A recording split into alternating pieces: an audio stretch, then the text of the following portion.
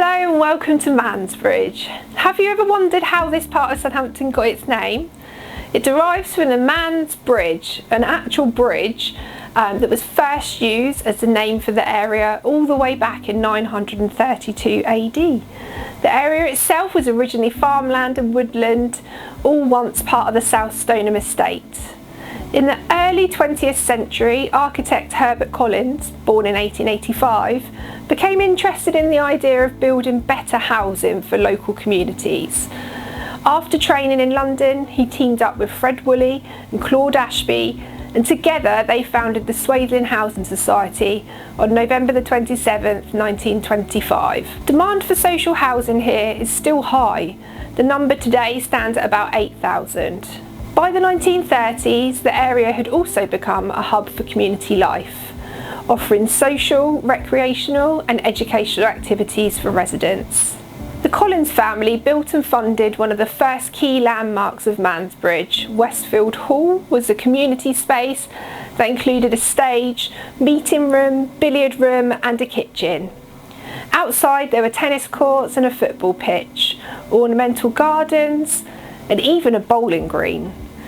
The hall also hosted cookery classes, country dancing and in fact served as the local school until Mansbridge Primary School opened in 1960.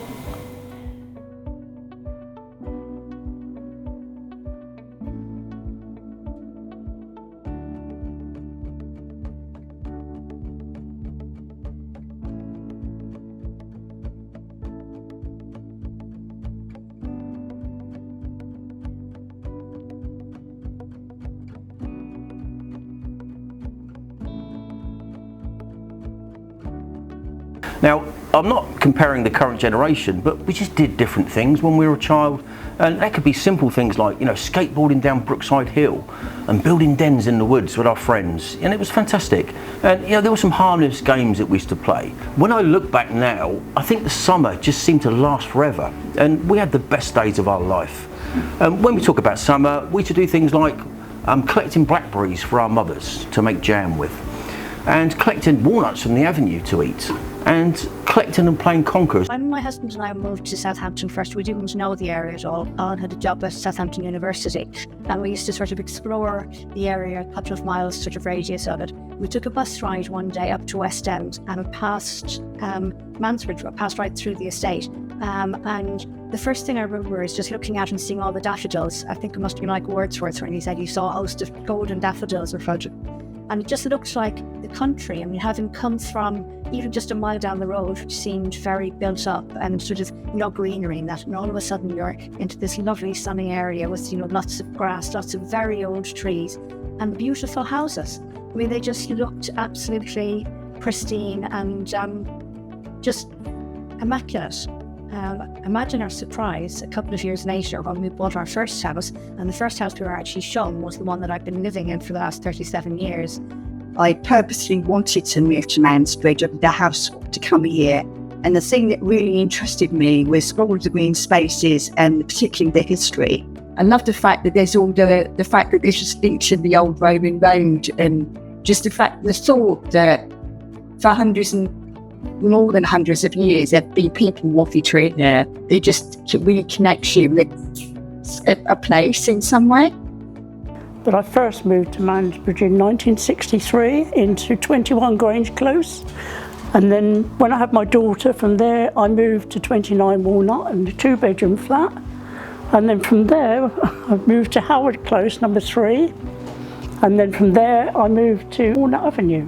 So I've had a little tour of the estate, but when I first came here, the closes, the roads weren't made up, they were gravel.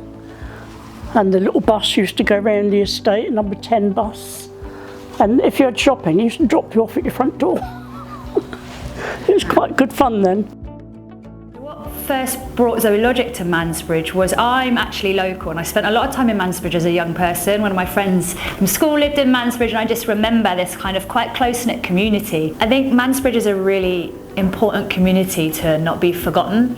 Historically, we know that it was built around the trade in the area, the Ford factory, so it was really kind of built upon this idea of industry. And as that changes and shifts, it's really interesting what the community then needs and is empowered, and what its identity is as someone who's kind of local.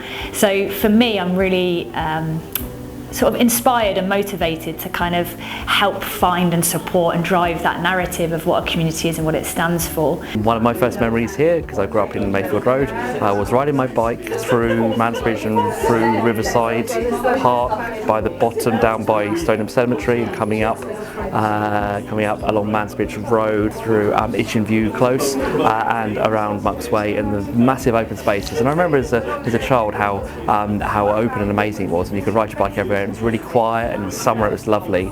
And it's stood the test of time today. It's still a really nice, vibrant area. When I think about Mansbridge, I think about it from the perspective of society. It is a place with medieval transport routes which have now become modern, up-to-date road networks. It's a place where we've got ancient green spaces where people used to walk through in the past and are now walking through in the future. But I think the biggest thing for me is thinking about the housing that was built here. Herbert Collins wanted to provide affordable homes for families to live in, but he had a vision that was based on the Garden City movement. Big wide open spaces where people could gather, communicate and become a community and be together with each other. And I think that's a real lasting contribution to Southampton and quite unique within social housing.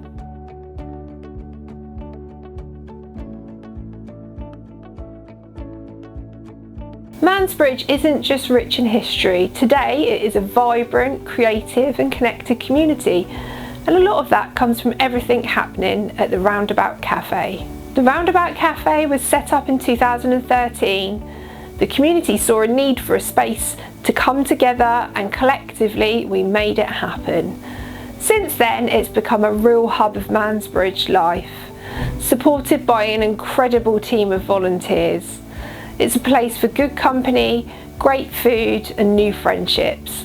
And in recent years it's grown even more with the addition of a community pantry, making sure everyone has access to the essentials. The cafe's been here 11 years and it's supported by many different volunteers from many different backgrounds over the last 11 years. Last year we've supported nearly over 3,000 hours were provided by volunteers, and we are here for the local community. It's lovely when we get new people in and they come in on their own, live on their own, they're not alone for very long. It gives you people that you can talk to, social activity, isn't it? It's a very good thing for that. It's a focal meeting point, isn't it? So people come in here and swap stories or stuff and get involved in the local activities.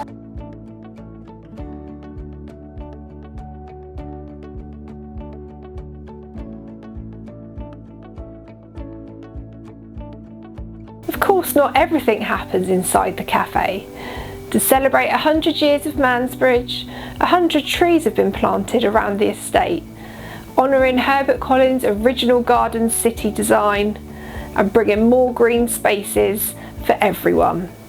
This will complement another area we're proud of, the community orchard and biodiversity site. Created with help from the locals, and it's home to fruit trees, bug hotels, a pond, plus a mud kitchen and a picnic area. ABRI are also working in Mansbridge with the Hampshire and Isle of Wight Wildlife Trust on Wilder Mansbridge, helping nature thrive through community-led events and green projects. ABRI have planted 100 trees on the estate for the centenary.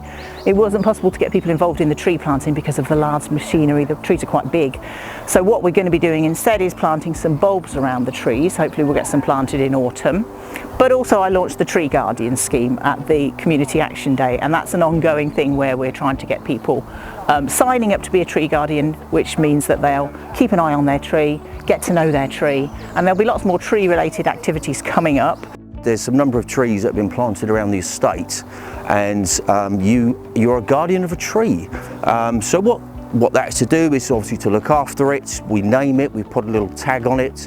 What I've done with mine, I've put a date on it, so we know when it was planted. And it's really good to see the sort of seasons of the tree as well. So, from when it was started to when it's in sort of full bloom, if it's a flowering like a cherry or something like that. Again, that just gets the whole community involved in things.